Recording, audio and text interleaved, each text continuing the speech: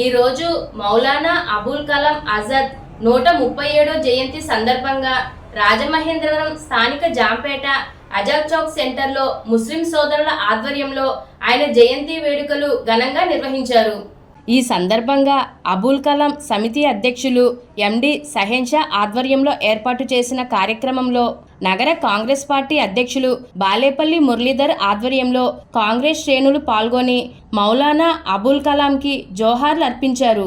ఈ సందర్భంగా బాలేపల్లి మురళీధర్ మాట్లాడుతూ ఈ దేశ స్వాతంత్ర ఉద్యమంలో మౌలానా ప్రముఖ పాత్ర పోషించారని, స్వాతంత్రం అనంతరం ఈ దేశ మొదటి విద్యాశాఖ మంత్రివర్యులుగా పనిచేసి విద్యా వ్యవస్థలో పెను మార్పులు తీసుకువచ్చారని, దేశంలో ఐఐటీలు, యూనివర్సిటీలు స్థాపించి ఈనాటి దేశాభివృద్ధికి బాటలు వేశారని, దేశంలో హిందూ ముస్లిం ఐక్యతకు ఇదే నిదర్శనమని, నేటి మతతత్వ శక్తుల మాయలో పడవద్దు అని ఆయన అన్నారు.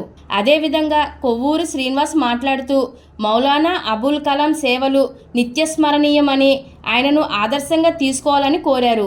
ఈ కార్యక్రమంలో మహ్మద్ ఆలీ, లాల్ ఖాన్, మసీద్ అధ్యక్షులు ఆరిఫ్, నాయిం ఉద్దీన్, సల్మాన్, బాషా, ఖాన్ బాబు, మొయిన్, రబ్బానీ, షెబ్బేర్ తదితర ముస్లిం సోదరులతో పాటు కాంగ్రెస్ నాయకులు ఇజ్జారౌతు సత్యనారాయణ తదితరులు పాల్గొన్నారు.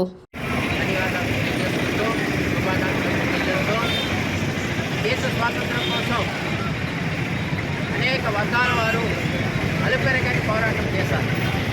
అందులో రాజకీయులైనటువంటి ముస్లిం సోదరులు కూడా వారి యొక్క ప్రాణ త్యాగాలతో దేశానికి స్వాతంత్రం తీసుకురావడంలో ప్రముఖ పాత్ర పోషించారు.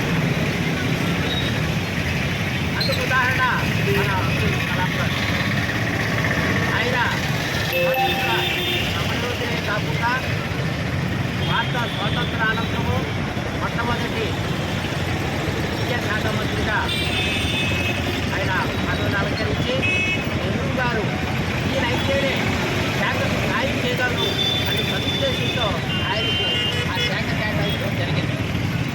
అందుకు తగ్గట్టుగానే ఆయన ఆనాటి ఉన్న పరిస్థితుల్లో ఆనాటి ఉన్నటువంటి వనరులను ఉపయోగించుకుని ఆయన విద్యా వ్యవస్థను ఒక గాడిలో పెట్టి, ఎందుకొరకంటే అప్పటికి బ్రిటిష్ విద్యా వ్యవస్థ కొనసాగుతూ ఉంది.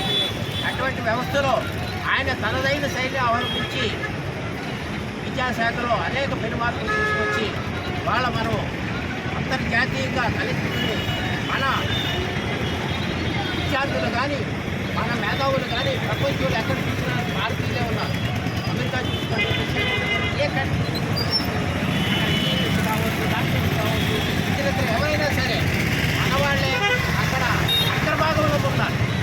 అటువంటి ముఖ్యులను తయారు చేసిన మహనీయులు వీరంతా ఇవాళ రోజున కొన్ని మతశక్తులు వచ్చి మన మధ్య సోదరభావం అనేటువంటి మన మధ్య చిచ్చు పెట్టి వాళ్ళు పప్పం కట్టుకోవాలని చూస్తున్నారు తప్ప దేశ స్వాతంత్రం కోసం కానీ దేశ ఉన్నతి కోసం కానీ ప్రయత్నించినటువంటి వారు ముస్లింలు, హిందువులు ఐక్యతగా ముందుకెళ్ళి మనకి దేశాన్ని స్వాతంత్రం తీసుకురావడమే కానీ దేశ అభివృద్ధిలో భాగపడుతున్నవారు.